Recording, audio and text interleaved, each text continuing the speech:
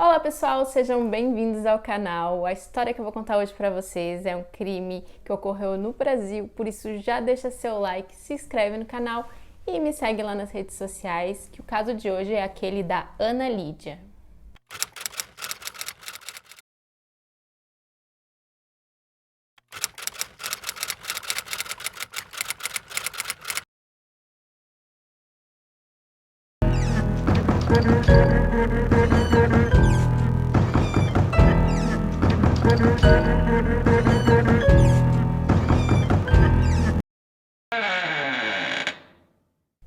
No dia 11 de setembro de 1973, uma mãe deixa sua filha de 7 anos no colégio em que ela estudava em Brasília. A mãe ela avisa a filha que uma senhora chamada Rosa, que é uma senhora que trabalhava na casa da família, iria buscar a filha ali por volta das 4 horas da tarde. Porém, quando a Rosa foi até a escola, ela não encontrou a menina. Uma das irmãs do colégio, então, ela telefona para a mãe para avisar que a menina não esteve na escola naquele dia. A menina era Ana Lídia Bastos, a sua mãe se chamava Heloísa e seu pai se chamava Álvaro e ambos eram servidores públicos.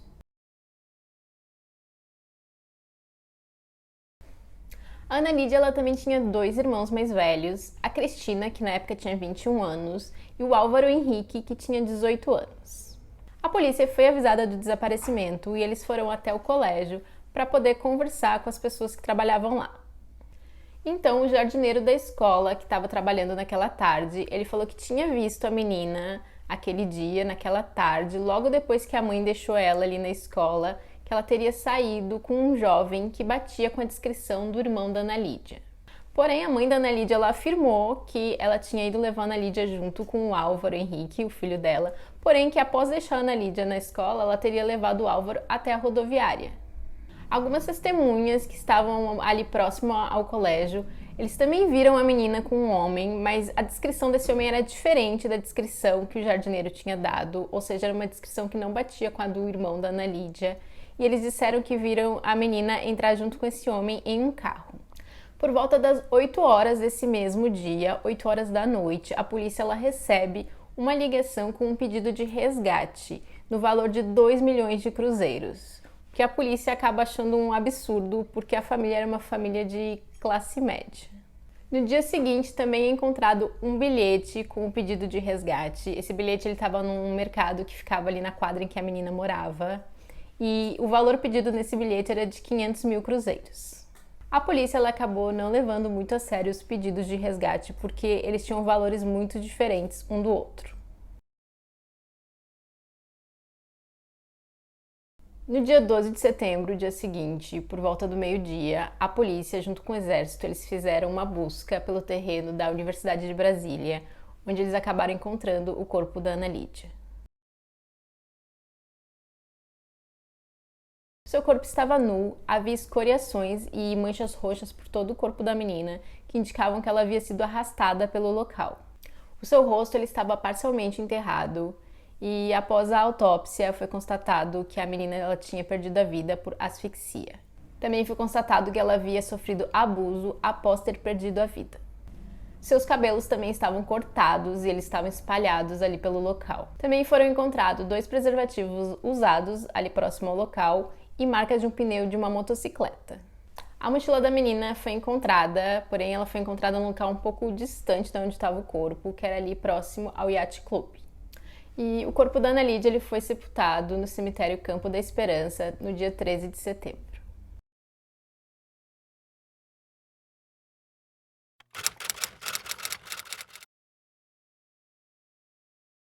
Um dos suspeitos desse crime era um subordinado da mãe da Ana Lídia. Ele se chamava Raimundo Duque e na época ele tinha 30 anos de idade.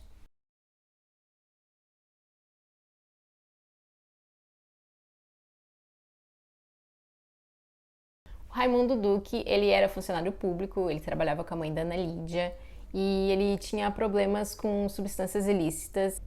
Ele era dependente químico e ele já tinha sido internado por conta disso. No dia do enterro da Ana Lídia, o Duque ele teria viajado para Anápolis, que era onde a mãe dele morava. O médico legista ele acreditava que mais de uma pessoa tinha cometido as agressões contra a Ana Lídia. Isso por conta da quantidade e da multiplicidade de lesões encontradas. E por conta da similaridade que tinha o irmão da Ana Lídia com a descrição que o jardineiro tinha dado do homem que teria saído com a Ana Lídia da escola, eles também interrogaram o Álvaro Henrique. O Álvaro Henrique, então, ele afirmou que a mãe dele tinha deixado ele no Detran após eles deixarem a Ana Lídia na escola e que ele foi lá para poder tirar a carteira de motorista dele, visto que ele só tinha carteira para conduzir moto. Isso, é claro, chamou a atenção da polícia por conta das marcas de pneu de moto que haviam sido encontradas no local. Aqui há uma divergência nas informações, porque é dito por alguns que nunca foi feita uma comparação das marcas encontradas no local com o pneu da moto do Álvaro Henrique. Porém, o advogado do Álvaro Henrique, ele afirma que foi feita sim essa comparação e que as marcas não eram compatíveis com os pneus da moto do Álvaro Henrique. Porém, essa informação dessa comparação ela não consta no processo. O Duque ele ficou foragido durante 5 meses, até que em fevereiro do ano seguinte, 1971, ele foi detido no Pará. Ele acabou sendo detido, na verdade, por conta de ter utilizado documentos falsos e, com isso, a polícia aproveitou para poder interrogar ele. Então, no dia 23 de fevereiro, a polícia de Brasília interroga o Duque e ele afirma que no dia do desaparecimento da menina, ele estava almoçando numa pensão no Metropolitana e que ele só teria visto a Ana Lídia em 2 ocasiões. Porém, ele confessou que quando ele estava sob o uso de substâncias, era comum que ele tocasse de modo inapropriado tanto meninas quanto meninos. De qualquer forma, a polícia ela não tinha nenhuma prova que ligasse o Duque ao caso da Ana Lídia.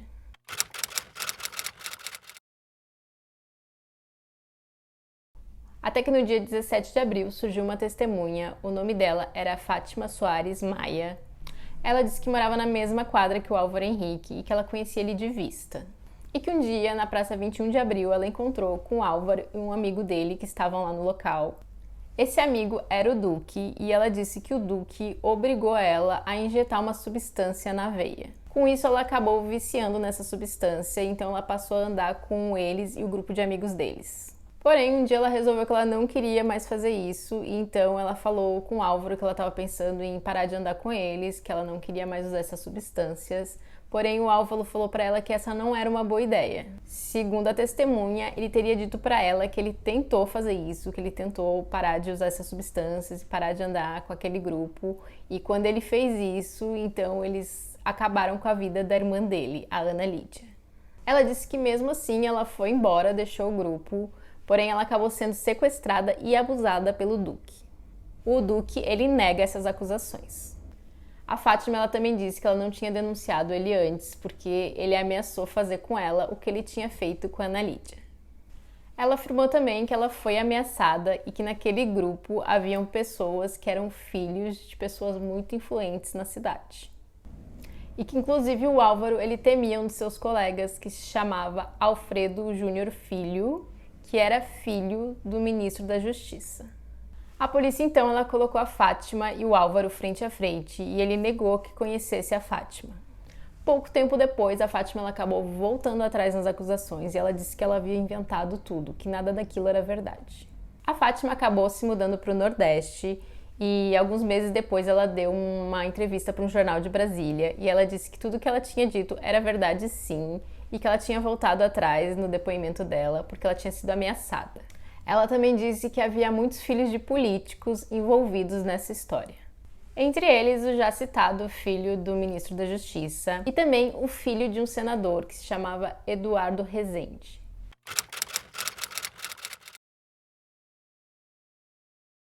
A grande teoria seria de que a Ana Lídia ela teria sido sequestrada por conta de uma dívida pelo tráfico de drogas que o Álvaro tinha. Ou seja, o Eduardo e o Álvaro eles estavam envolvidos com o tráfico de drogas. Por conta disso, o Ministério Público ele solicitou que a Polícia Federal investigasse o tráfico de drogas em Brasília, mas o Ministério da Justiça ele não permitiu essa investigação. Em novembro de 74, o Eduardo ele foi preso pelo uso e porte de drogas e ele foi depor como testemunha no caso da Ana Lídia. Durante esse depoimento, ele negou que estivesse em Brasília no dia do ocorrido.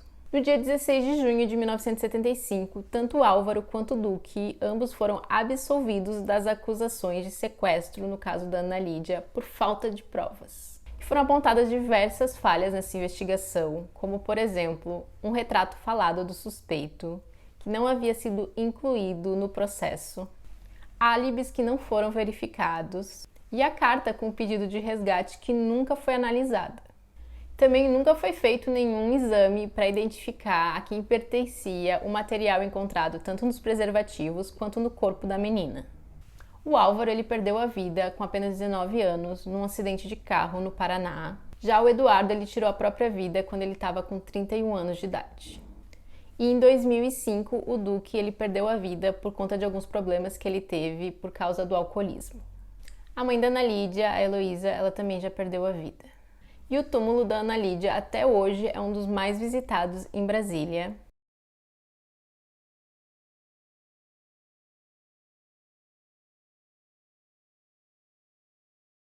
E também tem um parque que leva o nome da menina.